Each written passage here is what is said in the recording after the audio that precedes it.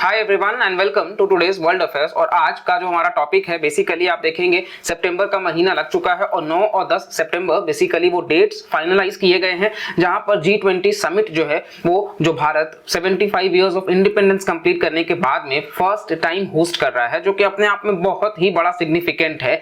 G20 वो है जहां पे ईस्टर्न वर्सेस वेस्टर्न नेशंस जो डेवलपिंग और डेवलप्ड का रहता है। दरअसल G7 जो है वो डेवलप्ड इकोनॉमीज के लिए है, ब्रिक्स जो है वो इमर्जिंग इकोनॉमीज के लिए है, लेकिन इन दोनों को जोड़ने का काम G20 करता है। तो कहीं ना कहीं आप देखो कि भारत के लिए बहुत ही बड़ी बात है कि G20 समिट का हम होस्ट कर रहे हैं, वो भी तब जब ऑलरेडी विश्व में आपको देखने को मिल जाएगा कि रशिया यूक्रेन वॉर के इंप्लीकेशंस आप देख रहे हैं। साथ साथ में अफ्रीकन नेशंस लगातार आप देखोगे कि कहीं ना कहीं वहां पे मिलिट्री कू चालू है और साथ साथ में आप इंस्टेबिलिटी जो है वो बाकी रीजन्स में भी देख सकते हैं। तो ऐसे में भारत जो है वो बहुत ही बढ़िया तरीके से यहाँ पे ग्लोबल साउथ का जो लीडर है वो बन करके दिखाने की कोशिश यहाँ पे G20 में है और हम बिल्कुल उसको आगे बढ़ा रहे हैं हमारे G20 के जो थीम है वासुदेव कुटुंबकम उसके हिसाब से भी। तो इस बीच ये सारी चीजें तो समझ में आ रही हैं। अब जैसा कि आपको पता है डेट्स फाइनलाइज हो चुके हैं, सारे जो वर्ल्ड लीडर्स हैं G20 का मतलब ही है कि 19 कंट्रीज और यूरोपियन यूनियन अपने आप में एक समूह है, तो ये रिप्रेजेंट करते हैं, मिलाकर के G20 होता है।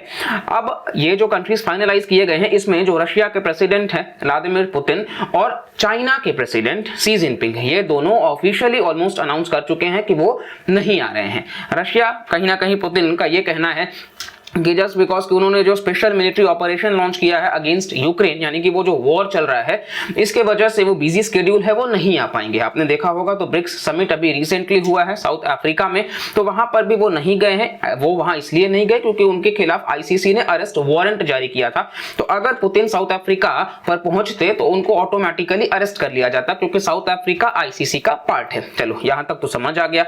इवन आप देखोगे पुतिन लास्ट ईयर भी जो G20 का समिट हुआ था बाली में, वहां पर भी वो नहीं गए थे क्योंकि रशिया यूक्रेन वॉर चल रहा था। लेकिन शी जिनपिंग तो लास्ट ईयर गए थे बाली वाले समिट में। शी जिनपिंग तो अभी हाल ही में ब्रिक्स समिट हुआ है लास्ट मंथ में ही, वहां पर भी वो गए थे साउथ अफ्रीका। तो चाइना से वो साउथ अफ्रीका जा सकते हैं, लेकिन अपने ही पड़ोसी भारत में वो क्यों नहीं आए? कहीं ना कहीं चाइना बेसिकली अब वेस्टर्न मीडिया जो है वो ये भी बता रही कि उनका हेल्थ एक कंसर्न हो सकता है।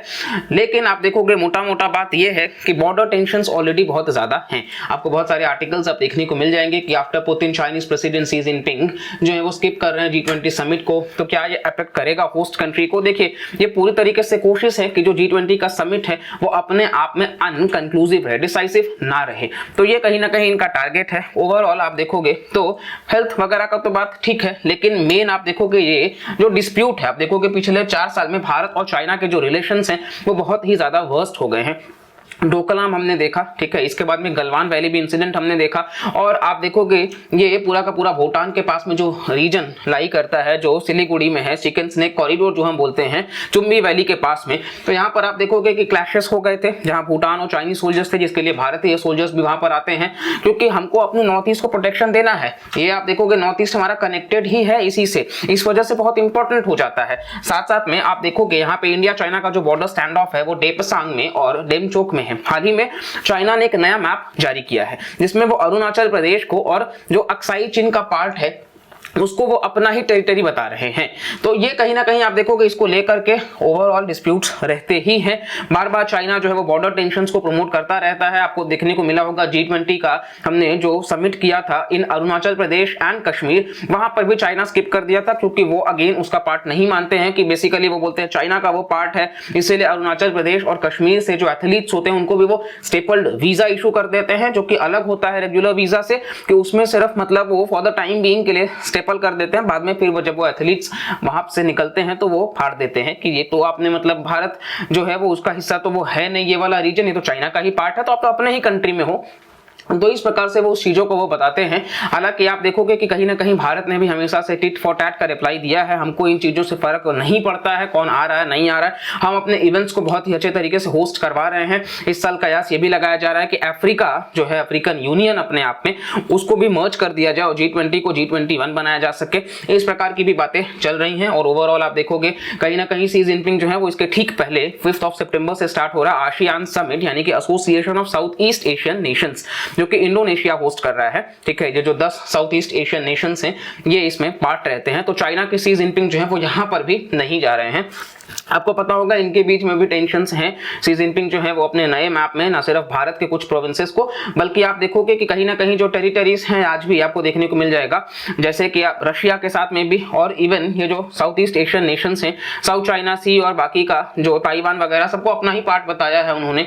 यहाँ पे 9 डैश लाइन जो है ये आप देख सकते हो, तो इसमें वियतनाम, मलेशिया, ब्रुनेई, फिलीपींस, इनके बीच में भी डिस्प्यूट होता है। तो ओवरऑल इस वजह से शी जिनपिंग जो है वो वहां पर भी नहीं जा रहे हैं, मतलब अपने आप को स्किप कराने की कोशिश कर रहे हैं। हालांकि सबसे बड़ी बात जो है, चाइना, आप देखोगे कहीं ना कहीं सबसे बड़ा प्रॉब्लम तो ये है चाइना के लिए कि उनके यहाँ इकोनॉमिक स्लो डाउन चल रहा है। बहुत बड़ी बात है, वर्षों से आप देखोगे लगातार कई सालों से भारत जो है वो चाइना को पीछे कर रहा है इकोनॉमी के कंटेक्स्ट में, और ये बहुत ही बड़ी बात है। ठीक है, आप देखोगे कोविड-19 के बाद से तो चाइना पूरी तरीके से एक फेल्ड स्टेट होता जा रहा है, और इसी के साथ साथ में पुतिन का तो समझ में आता है कि चलो ये वॉर के ऑपरेशंस में है, लेकिन शी जिनपिंग जो है वो ये बहुत प्राइम रीजन बताया जा रहा है कि इकोनॉमिकली पीछे होते जा रहे हैं। बॉर्डर टेंशंस अलग बातें हैं, तो इस वजह से कहीं ना कहीं उन्होंने स्किप करने की निर्णय को लिया है।